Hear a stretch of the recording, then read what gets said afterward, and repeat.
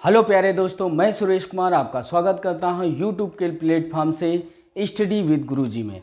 मैं आज लेकर आया हूं एक बहुत ही कॉन्सेप्ट बेहतरीन, जो आप अब तक समझते चले आए थे कि भारतीय दंड संहिता, मतलब जो भारतीय संविधान के अनुसार जो दंड संहिता बनाई गई थी, यानी आईपीसी, जो इंडियन पेनल कोड बनाई गई थी, उस पर मैं चर्चा करने आया हूं कि जब हमारा देश अंग्रेज़ों का गुलाम था, हम अंग्रेज़ों के गुलाम थे, ये पूरा भारतवर्ष। लेकिन उसी समय जो है हमारे भारत में जो है बात आती है सन 1833 की। एक 1833 में चार्टर एक्ट आया था अंग्रेज़ों के द्वारा। ये समय समय पर चार्टर एक्ट आते रहते थे। तो इस चार्टर एक्ट 1833 जो आया था, उसके तहत अंग्रेज़ों के द्वारा भारत में संहिता यानी दंड संहिता बनाने के लिए एक विधि अधिकारी या विधि एक सचिव की नियुक्ति हुई थी। और वो जब भारत आया था, वो प्रकांड विद्वान था, और वो जब आया था तो उसने ही यहाँ दंड संहिता का निर्माण किया था। वो कमेटी बनी थी पूरी, तो उसमें जो मुख्य व्यक्ति था वो था लॉर्ड मैकाले। तो प्यारे बच्चों, हम बात कर लेते वो व्यक्ति कौन था, तो हम कहेंगे लॉर्ड मैकाले।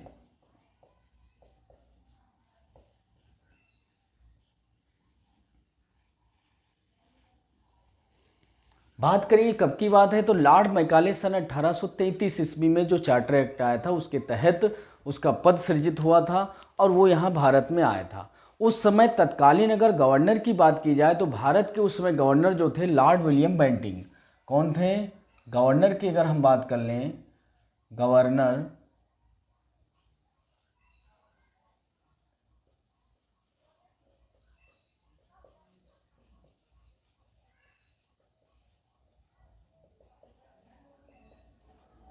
तो उस समय तत्कालीन अगर गवर्नर की बात की जाए तो कौन थे, लॉर्ड विलियम बेंटिंग।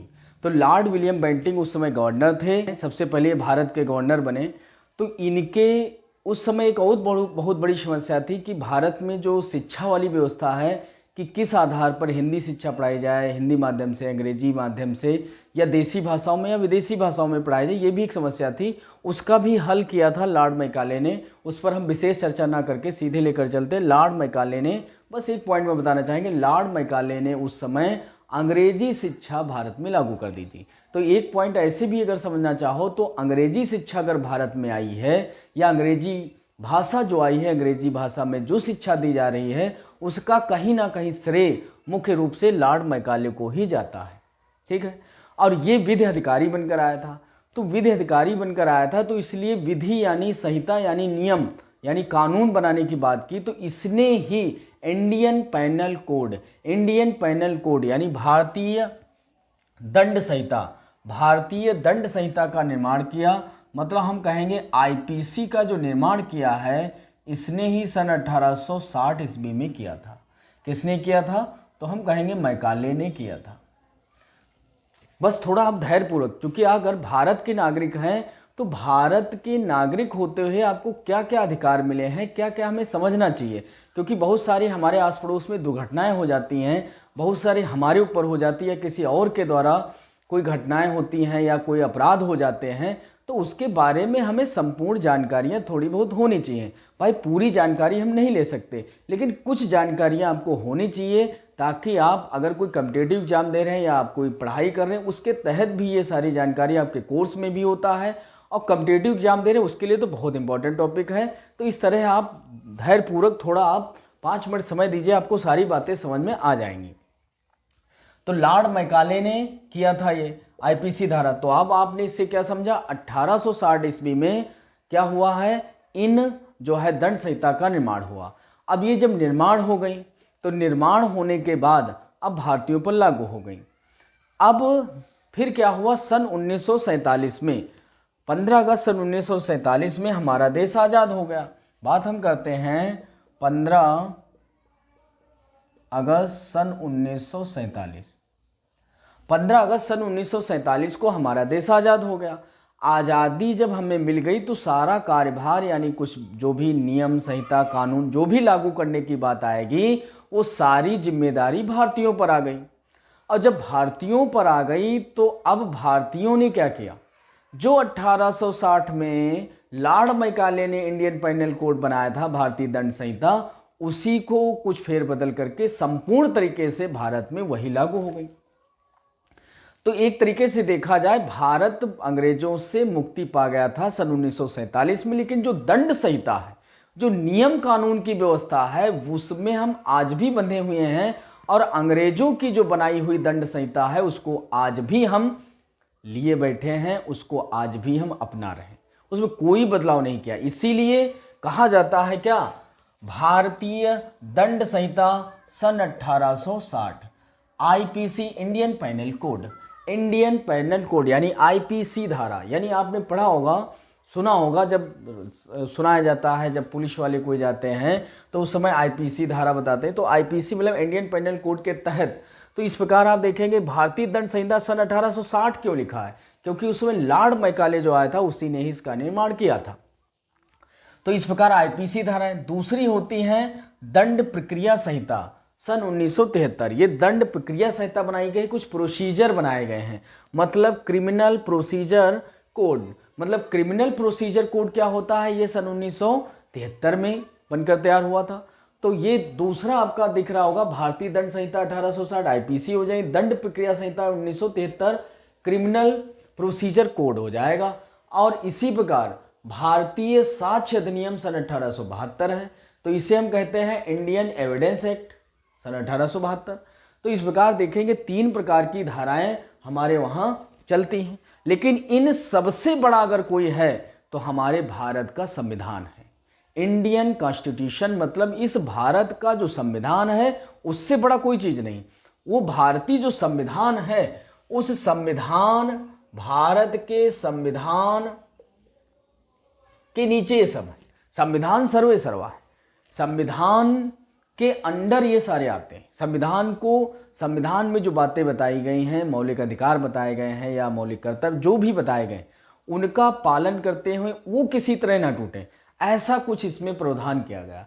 तो आपने सभी ने समझ लिया कि भारत सबसे पहले सबसे ऊंचा क्या है, संविधान, भारतीय संविधान, और संविधान के नीचे भारतीय दंड संहिता है, फिर दंड प्रक्रिया संहिता है, फिर भारतीय साक्ष्य अधिनियम है। इसको भी हम एक एक लाइन में समझ लेते हैं। तो भारतीय दंड संहिता की बात की जाए तो इसमें ये बताया गया है कि भारत में अगर किसी भी प्रकार का दंड आप करते हैं तो दंड होता क्या है और दंड की सजा क्या होगी। दंड होता क्या है और दंड की सजा क्या होगी, मतलब अगर आप दंड, किसे हम दंड कहेंगे, मतलब दंड हम किसे कहेंगे, जैसे आपने किसी को जानबूझकर किसी को मारने का प्रयास किया है या उसके मार डालने का प्रयास किया है, किसी की छीना झपटी कर ली, धन लूट लिया है, तो हम उसे अपराध में रखा गया है, आपराधिक श्रेणी में रखा गया है। तो इसमें यह बताया गया है कि अपराध हम किसे कहेंगे, अपराध होगा कौन और उस अपराध की सजा क्या होगी, अपराध होगा क्या, उसकी सजा क्या होगी, ये प्रावधान किया गया। और दूसरा है दंड प्रक्रिया संहिता सन 1973। इसमें यह बताया गया है कि जब अपराध किसी से हो गया, किसी भी व्यक्ति के द्वारा जब अपराध हो जाएगा तो अपराध क्या है, अपराध की सजा क्या होगी, वो बताया गया है भारतीय दंड संहिता में। और फिर यदि अपराध हो जाता है और हो जाने के बाद फिर कौन सी प्रक्रिया होगी, पुलिस जो आएगी वो कौन सी, या कोर्ट में सुनवाई होगी, तो वो सारी प्रोसीजर जो होगी वो चलेगी किसके द्वारा, दंड प्रक्रिया संहिता 1973 के। इसीलिए इसका नाम है criminal procedure code. Criminal procedure code यानी दंड प्रक्रिया संहिता, यानी जो भी प्रक्रियाएं चलेंगी वो सारी इसके अंतर्गत धाराएं आती हैं, तो इसकी भी धाराएं अलग हो जाती। तीसरा लिखा है भारतीय साक्ष्य अधिनियम सन 1872। साक्ष्य अधिनियम का मतलब एविडेंस, किस तरह आप एविडेंस प्रस्तुत करेंगे, कौन सा एविडेंस मान्य होगा, ये सारी बातें जो हैं इसमें बात की गई है किस एविडेंस में। तो इस प्रकार आप देखेंगे हमारे वहाँ 3 प्रकार की जो धाराएं चलती हैं और संविधान में आर्टिकल्स चलते हैं, अधिनियम चलते हैं, तो ये संविधान सर्वेसर्वा है, उसके अंडर में सारी चीज़ें हो जाती हैं। लेकिन ये दुर्भाग्य था भारत का कि उसमें कभी भी परिवर्तन नहीं हो सका। लेकिन वर्तमान सरकार, भारत जो सरकार है, उसके गृह मंत्री जो हैं, होम मिनिस्टर माननीय अमित शाह जी ने क्या किया है, शुक्रवार 11 अगस्त 2023 को संसद में पहली बार इन्होंने बिल प्रस्तुत किया है, अभी बिल प्रस्तुत हुआ, अभी आर्टिकल नहीं बनकर तैयार हुआ, लेकिन ये बिल प्रस्तुत किया गया है। और इस भारतीय संहिता में जो अंग्रेजों के जमाने के चल रहे थे नियम, जैसे क्या कहते हैं, मैं अंग्रेजों का जमाने का जेलर, हा, तो ये सब समाप्त हो जाएगा, ये सब समाप्त होगा। अब अंग्रेजों के नियम चलने वाले नहीं हैं। तो ये बहुत अच्छी बात है कि कुछ परिवर्तन, यानी देश आज़ाद करा लिया लेकिन उनके कानून बनाए, आज भी हम उसको बोझ उसके तले दबे हुए हैं। तो हमें उससे भी बदलना होगा। जो बहुत बड़ा संविधान उसको भी बदल डाला, लेकिन आज तक हमने इनको नहीं बदला, तो उनमें भी बदलाव होगा। तो क्या हुआ बदलाव, तो इसमें आप देखेंगे, ये तो आपने समझ लिया। लिखा है केंद्रीय मंत्री अमित शाह जी ने संसद में 11 अगस्त 2023 को दिन शुक्रवार क्रिमिनल जस्टिस सिस्टम में बदलाव करने के लिए 3 बिल पेश किए। हमने भी बताया 3 बिल पेश किए हैं अमित शाह जी ने संसद में, और संसद में कहां पर, लोकसभा में। कहां करेंगे, तो ये भी ध्यान रखना, लोकसभा में, क्योंकि जो नियम बदलाव होता है उस पर भी हम एक वीडियो लेकर आएंगे कि आखिर कानून कैसे बनता है, नियम में परिवर्तन कैसे होता है। फिलहाल हमारे चैनल पर बने रहिए। अगर पहली बार आए तो चैनल को सब्सक्राइब जरूर कर लेना और वीडियो को ज़्यादा से ज़्यादा शेयर करिए। तो देखिए आप क्या रखेंगे, लोकसभा, यानी बिल कहाँ, लोकसभा, लोकसभा से जाएगा राज्यसभा, राज्यसभा के बाद जब राष्ट्रपति के सिग्नेचर हो जाएंगे तब वो बनता है आर्टिकल, उससे पहले नहीं बनता। तो अभी आपने कहा गया है, अभी संसद में पेश किया गया। तो बिल में पेश क्या किया गया ये भी देखो, भारतीय न्याय संहिता विधेयक, यानी जो भारतीय न्याय संहिता है, इस 2023 से एक बिल पेश किया है। दूसरा इन्होंने भारतीय नागरिक सुरक्षा संहिता विधेयक 2023 पेश किया है, और तीसरा इन्होंने भारतीय साक्ष्य विधेयक 2023 पेश किया है। यानी 3 ये बिल, यानी तीनों को बदलने के लिए एक बिल पेश किया गया है, एक बिल पेश किया गया है। और जिसमें अगर देखा जाए, अगर ये बदल जाते, अगर ये तीनों नियम बदल जाते हैं, ये देखा जाए अगर ये तीनों नियम आप बदल जाते हैं, मतलब ये वाला ये हो जाएगा, ये वाला ये हो जाएगा, नंबर 1 वाला नंबर 2, नंबर 1 वाला 1, नंबर 2 वाला 2, नंबर 3 वाला 3। तो इस प्रकार अगर ये बदल जाते हैं तो यही आईपीसी जो है अब क्या हो जाएगी, बीएनएस, मतलब भारतीय न्याय संहिता, बीएनएस यानी भारतीय न्याय संहिता 2023। यानी ये जो यही आईपीएस है, ये क्या हो जाएगी, बीएनएस 2023 हो जाएगी। और ये जो सीआरपीसी है ये हो जाएगी, ये क्या, भारतीय नागरिक सुरक्षा संहिता। ये अभी विधेयक है, अभी विधेयक पेश किया गया, अभी मान्य नहीं है। जब ये बन जाएगा बिल, ये बिल जब आर्टिकल बन जाएगा तब, तो 2000 तो ये बन जाएगा बीएनएसएस। मतलब देखो, बी से क्या होगा, भारतीय, एन से हो गया नागरिक, एस से हो गया सुरक्षा, और एस से हो गया संहिता। ठीक है, तो यानी भारतीय नागरिक सुरक्षा संहिता, ये हो जाएगा भारतीय न्याय संहिता, ये परिवर्तन हो गया है। और भारतीय साक्ष्य विधेयक ये पेश किया गया है, तो भारतीय साक्ष्य वाला जो अधिनियम है तो ये बन जाएगा भारतीय साक्ष्य आर्टिकल या अधिनियम। तो देखो बन जाएगा भारतीय साक्ष्य अधिनियम 2023। मतलब अगर ये तीनों परिवर्तित हुए तो ये बन जाएगा, बात समझ पाए। मतलब अब परिवर्तन हो जाएगा, यानी भारतीय न्याय संहिता में भी परिवर्तन हो जाएगा। जो अब तक हम 1860 से उसको आज तक हम भारतीयों उसी को पाले बैठे थे, उसमें भी परिवर्तन कर दिया जाएगा। हालांकि बहुत सारे चेंजेस हैं, और ये जब परिवर्तन होगा तो धाराएं भी बदलेंगी। यानी जो पुरानी धाराएं हम जो पढ़ रहे थे अब वो धाराएं नहीं रहेंगी, धाराओं में भी परिवर्तन होगा। इसलिए भी जानना जरूरी, जैसे हमारे मन में बैठा होता 302 मर्डर की केस के लिए होता है, 302 मर्डर के लिए, 376 रेप केस के लिए होता, ये सब बदल जाएंगे, अब नहीं ये रहेंगे। इसलिए भी जानना बहुत जरूरी है। तो आप लोग बस धैर्यपूर्वक देखिए, आपको हम बताते रहेंगे, एक एक पॉइंट को बताएंगे। तो देखो कैसे ये आपने देखा, अगर ये परिवर्तन होता है तो अभी तो बिल गया है, बिल के बाद यदि एक्टर अमेंडमेंट बनता है, यानी ये एक्ट बनता है, आर्टिकल बनता है, तो ये हो जाएंगी धाराएं। अब जो इंडियन पेनल कोड है वो हो जाएगा बीएनएस 2023, बीएनएसएस 2023, बीएसए 2023। ये नए कानून बनकर तैयार होंगे, ये नए कानून बनकर तैयार होंगे। तो पहले अब देखना है कि जो बीएनएस यानी इंडियन पेनल कोड, जो पहले इंडियन पेनल कोड था उसमें पुराने कितने थे, पुराने कितने धाराएं थी, तो पुरानी 511 धाराएं थी। अब नई धाराओं में हो गई हैं 356 धाराएं।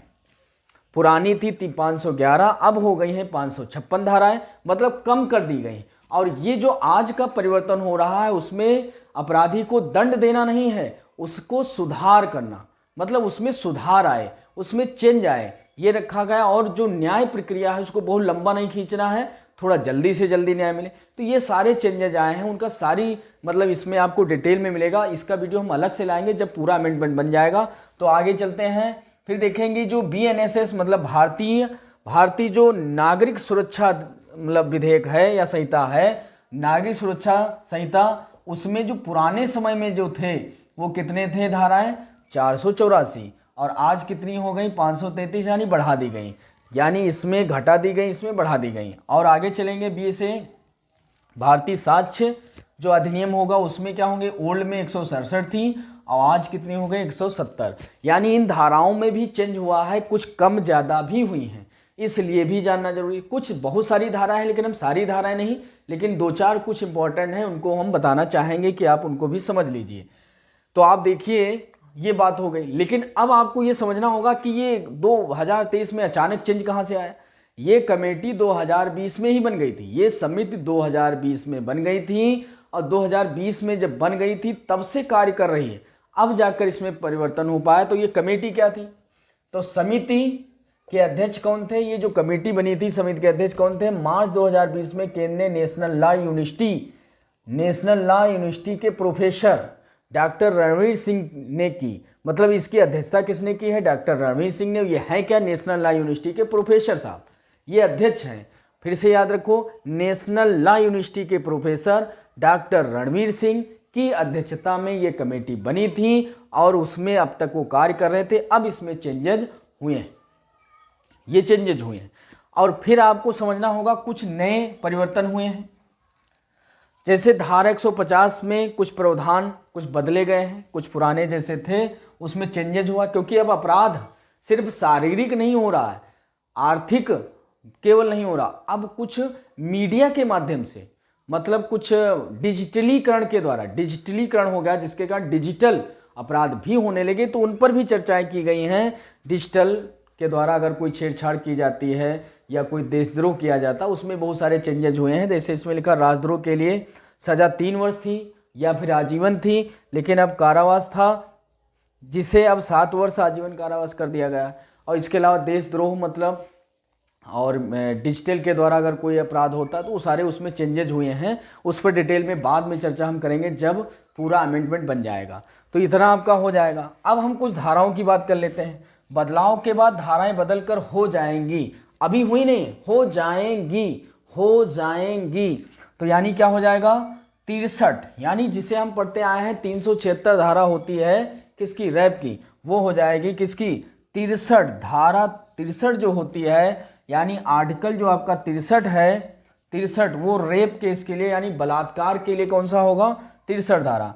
64 पनिशमेंट ऑफ रेप, यानी क्या रेप के लिए दंड होगा, क्या विधान होगा, क्या उसकी सजा होगी, उसका प्रावधान आपका 64 में आया है। रेप से संबंधित ये भी है 64 धारा।